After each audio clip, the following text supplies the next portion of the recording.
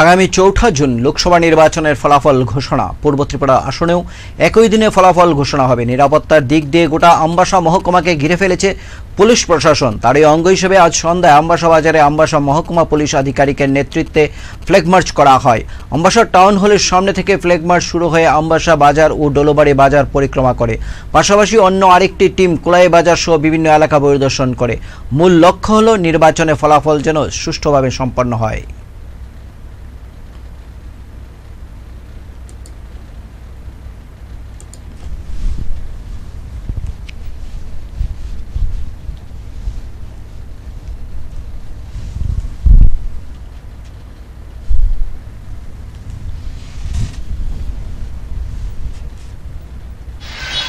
আগামী ৪ঠা জুন আমাদের যে লোকসভা নির্বাচনের ভোট গণনা, সেটাকে সামনে রেখে ভোট গণনার যে প্রসেসটা সেটাকে শান্তিপূর্ণভাবে সম্পন্ন করার উদ্দেশ্যে আমাদের কাছে যে ফোর্স আছে সেটার আমরা নিয়ে ফ্ল্যাগ মার্চ করছি, মানুষের মধ্যে সেই আত্মবিশ্বাস জাগাবার জন্য।